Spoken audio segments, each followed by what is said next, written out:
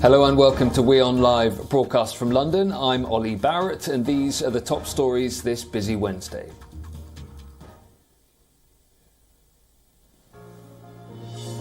Senior officials of Russia, the Ukraine, France and Germany are holding talks in Paris amid what the US claims is a growing threat of Russian invasion of Ukraine. Kiev says no specific agenda has been set for the Normandy format of talks.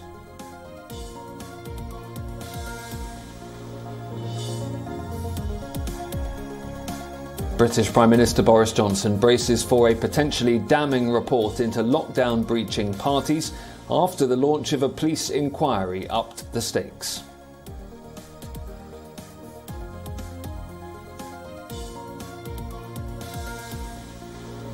A huge explosion injures 3 people, seriously damages an office block and smashes nearby storefronts in central Athens.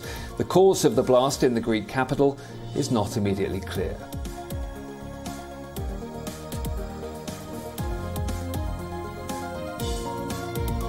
Much of Istanbul remains blanketed in snow as Turkey's largest city weathers severe wintry conditions.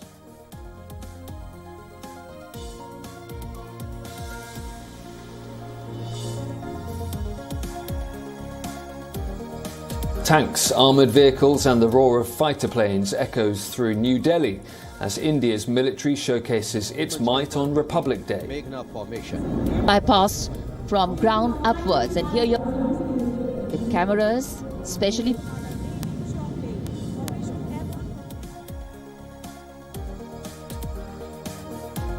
Greece's Stefanos Tsitsipas stays on track for a maiden Grand Slam title. The 4th seed demolishes the Italian 11th seed Jannik Sinner to reach the semis for a 3rd time at the Australian Open.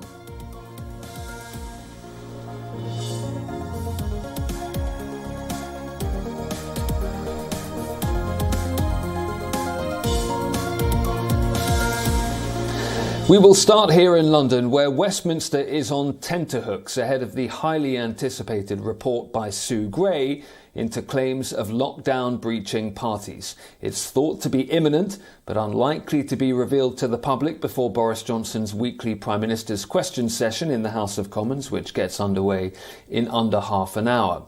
His office has promised to publish the findings as he continues to face calls to resign from within and without his Conservative Party. In his constituency in West London, Conservative voters are divided over the so-called partygate scandal. I appreciate that. I want to repeat that. Should he go now? No. Should he go eventually, sooner rather than later, before the next election? Definitely. So yes, he's a disappointment, but not now. There's too many things happening. And who will we get in return? You know. It's not a big deal. It probably has happened, but it's no big deal. When you're all working together in an office anyway, what's the difference between sitting in an office or going outside and having drinks? I don't see the difference, to be honest. He's having parties in December. I'm waiting for a cancer, and to me, he's wrong. I think he should be sacked. That's my true opinion. You can't trust him, I would say. I guess it's time for him to move on. Our London correspondent Giles Gibson is joining me live now. And Giles, how is all of this expected to play out once that report from Sue Gray goes into Downing Street?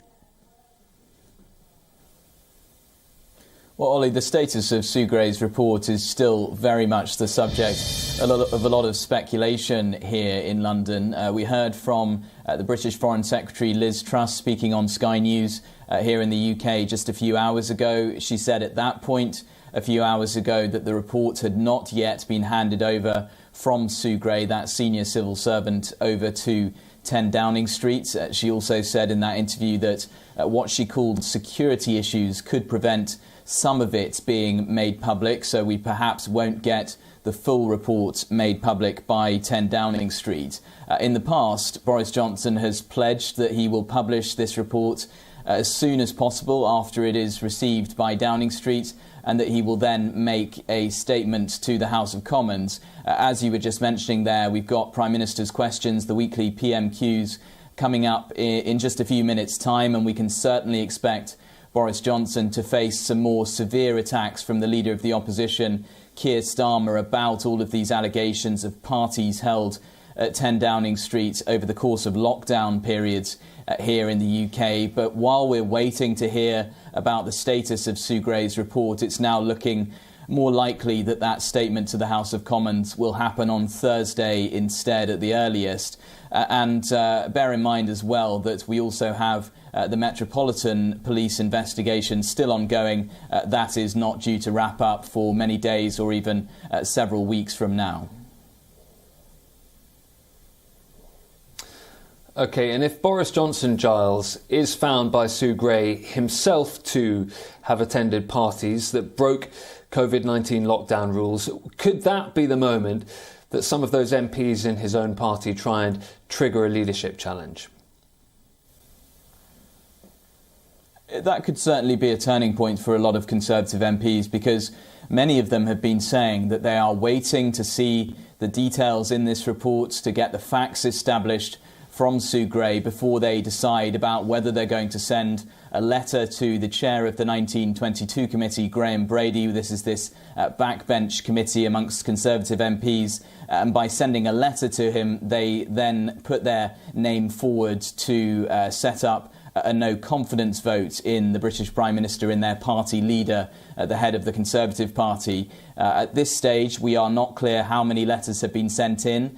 We know that we are still short of that magic number of 54 letters that are required in order to trigger that no-confidence vote in Boris Johnson. In the meantime, there is a bit of a row breaking out amongst Conservatives after the leader of the House of Commons, Jacob Rees-Mogg, made some comments in the British media. He said that the UK has now become essentially a presidential system.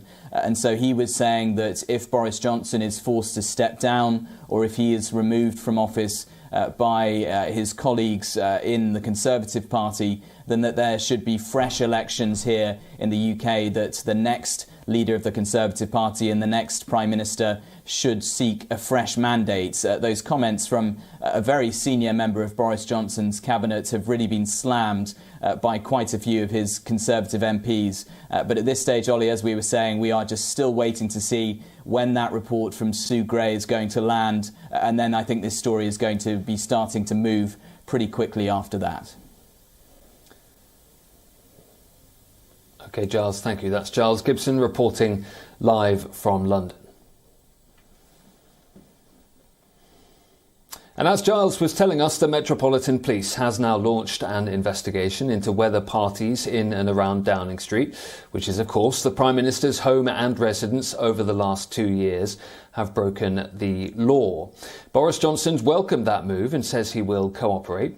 But it's emerged he didn't tell his cabinet about the decision by police when he met with them on Tuesday, even though he had already been informed. Potential breaches. British Prime Minister Boris Johnson is in more hot water after allegedly breaking COVID-19 lockdown rules again. And now, after initially refusing to investigate, Britain's top police officer has said an investigation into the possible breaches has been opened.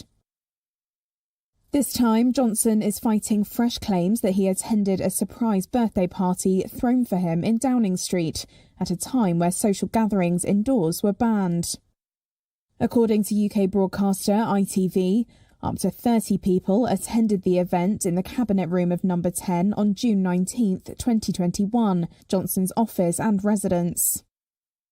ITV alleges that Johnson was presented with a cake whilst Carrie, now his wife, led staff in a chorus of happy birthday.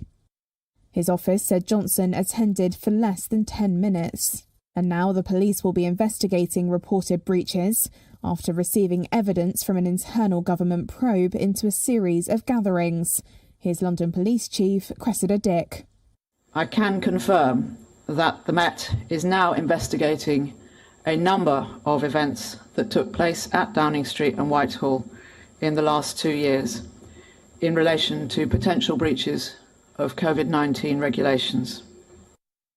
Revelations of revelry, including boozy parties, suitcases of supermarket wine, a broken children's swing, a wine fridge and jokes by staff about how to present such parties to reporters have hammered Johnson's approval ratings. So I welcome the Met's decision to conduct its own investigation because I believe this will help to give the public the clarity it needs and help to draw a line under matters. Johnson has given a variety of explanations about the previous allegations of frivolity. Initially, he said no rules had been broken, but then apologised to the British people for the apparent hypocrisy of such gatherings. An official investigation by Cabinet Office official Sue Gray into the parties is due to be published later this week.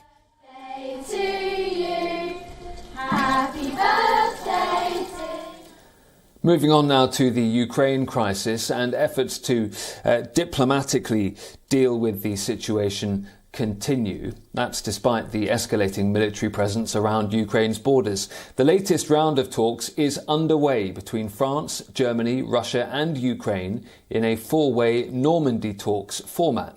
The head of the Ukrainian president's office says there's no specific agenda for the talks in Paris today, but the Ukrainian delegation plans to bring up the possibility of a full ceasefire and humanitarian issues as well. French President Emmanuel Macron is due to speak directly to the Russian President Vladimir Putin this week. Macron's expected to seek clarification over Russia's intentions towards Ukraine in what we're told will be a telephone call on Friday. Это и продолжало выглядеть как Запад, он нагнетает. А и в каком-то смысле информационно действительно на Западе этого больше. И получается, что мы-то, что называется, не хотим войны, а это Запад. Никто ни на кого не напал, а нас уже во всем. The Normandy format we're seeing in Paris today dates back to 2014, when leaders from France, Germany, Russia and Ukraine met informally in an effort to resolve the war in Donbass in eastern Ukraine. Sous cette présidence française, négocié, on a eu des financements de l'Europe qui nous ont permis à travers France Relance d'ailleurs. Iran has imprisoned a French national for espionage. An Iranian court has sentenced the Frenchman to 8 years behind bars. 36-year-old Benjamin Briere is the only Western detainee known to be held in Iran who doesn't have an Iranian passport. Briere is being held in Vakilabad jail in the eastern city of Mashhad. He was arrested in May 2020 while taking pictures in a national park using a drone. Briere's family and Paris-based lawyer have argued that Tehran is using him as a hostage in talks with the West. He was also given an additional 8-month sentence for propaganda against Iran's Islamic system.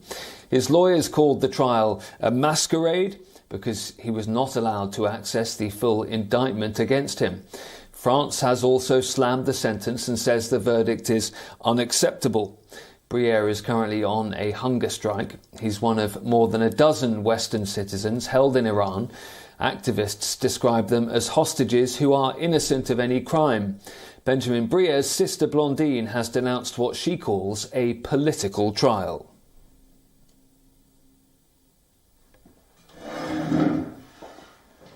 Aujourd'hui, on est complètement dévasté, complètement à terre face au verdict qu'on a entendu.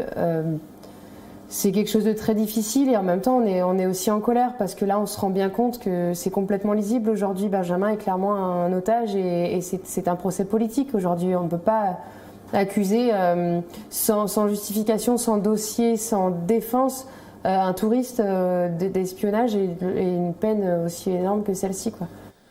It comes as Iran and world powers are seeking to reach an agreement on reviving the 2015 nuclear deal. France, alongside other world powers, is in negotiations with Iran in Vienna.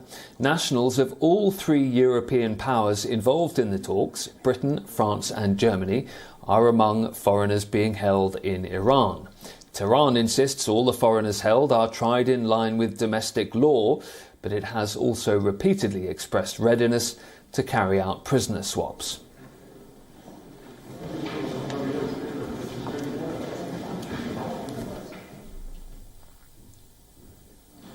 After the military in Burkina Faso ousted President Roch Kabore, more than 1,000 people have gathered in Burkina Faso's capital, Ouagadougou, in support of the military coup. Meanwhile, the United Nations and France condemn it. More than 1,000 people gathered in Burkina Faso's capital on Tuesday to cheer in their new military rulers. The celebrations coming a day after soldiers ousted President Roch Kabore, dissolved the government, suspended the constitution and closed the borders. West Africa's main political and economic bloc, ECOWAS, is among international voices to have condemned the coup. On Tuesday, it said it was convening an emergency summit and that Kabore had resigned under, quote, threat, intimidation and pressure from the military. Among the crowds in Ouagadougou, coup supporters like Bassirou Zombre had their own view. They are with the Western countries, which means that we do not agree with ECOWAS. All the people of Burkina Faso do not agree with ECOWAS. The latest in a long history of coups in the region comes amid an increasingly bloody insurgency in the Sahel by militants linked to Al-Qaeda and Islamic State. Kabore had faced protests over the killing of civilians and soldiers. The coup also follows military takeovers in Guinea and Mali over the past 18 months, which have prompted ECOWAS sanctions. One of the military supporters, Boukari Compaoré, said he wasn't scared of sanctions. That Burkina Faso and Mali are the same, and that ECOWAS should stay where you are. Also in the crowds, frustration at former colonial power France, which continues to play a military role in the Sahel. Signs read "No to France" and a French flag was seen being burned. On Tuesday, France's defence minister said coups in Burkina Faso and Mali were no reason for France and its allies to end their security operation against militants. Next to Mexico, where the recent killing of 3 reporters has sparked a nationwide protest by journalists. They're demanding more protection and an end to impunity.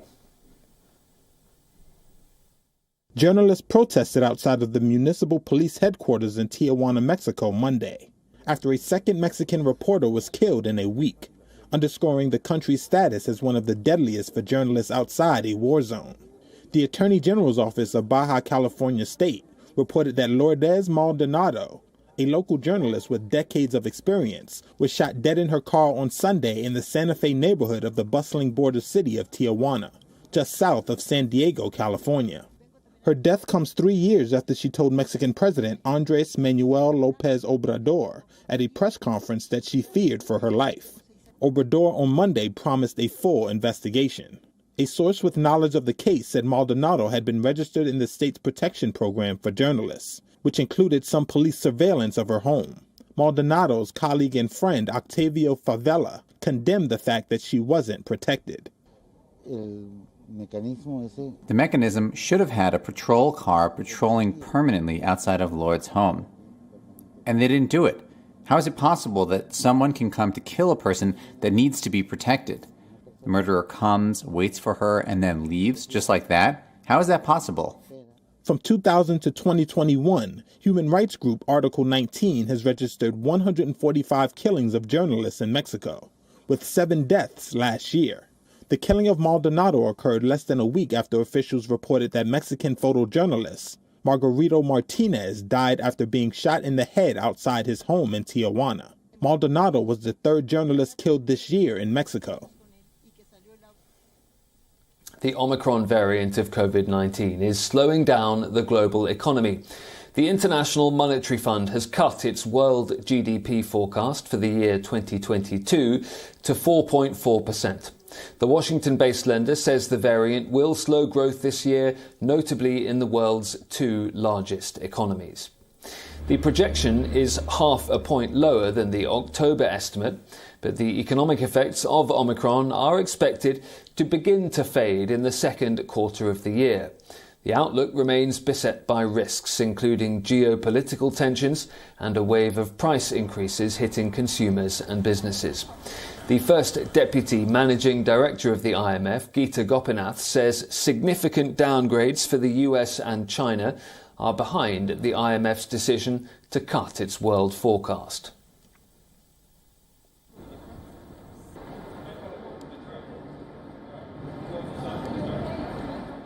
We've downgraded global growth to 4.4% this year, which is 0.5 percentage point below our October numbers. The main reason for that is significant downgrades for the US and for China. There are different factors behind it. Omicron, as such, we estimate will have a negative impact in the first quarter of this year, but for the year as a whole, we're estimating its impact to be quite small. The IMF believes supply chain issues caused by the pandemic should begin to ease in the second half of the year, but inflation will be high, it says, before subsiding in 2023. In 2022, inflation is expected to average 3.9% in advanced economies and 5.9% in emerging markets and developing economies. So on the inflation outlook, we've seen headline inflation go up pretty much everywhere in the world, and that has been driven by an increase in commodity prices, energy prices, and food prices, especially from the last year. And finally, India has been marking its 73rd Republic Day with a grand parade at the national capital in New Delhi. We'll leave you with those celebrations. Thanks for watching. I've been Ollie Barrett. Do stay tuned to WION World is One.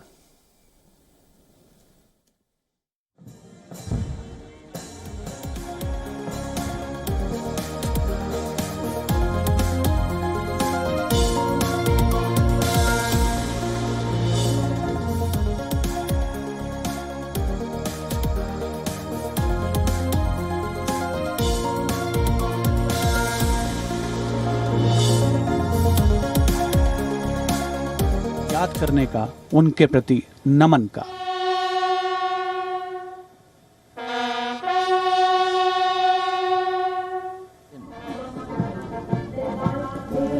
पहला contingent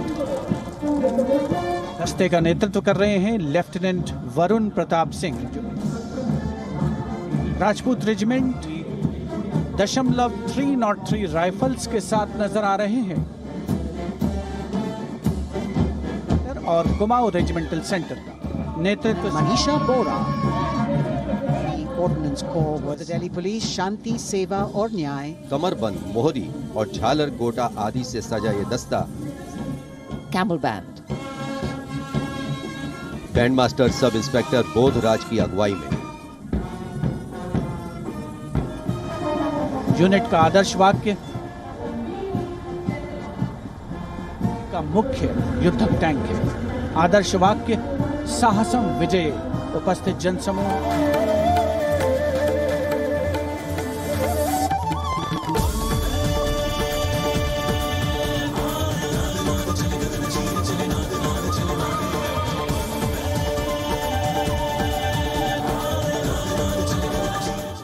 प्रशिक्षण दिया है commandant Mahavir Prasad ने। सलामी participating after 4 years after के नेतृत्व में 7 सदस्यीय टीम और गुलिस्तां का प्रदर्शन।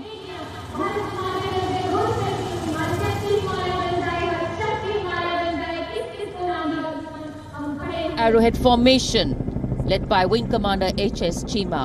सलामी मंच के ऊपर होगी मेघना formation. Fly past from ground upwards, and here you're getting the cameras specially positioned. Blue of the Indian Air Force. The blue sky seems to be just.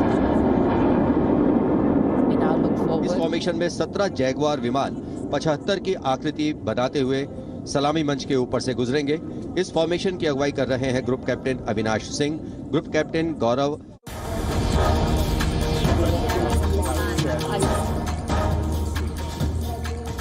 This is right, Arab.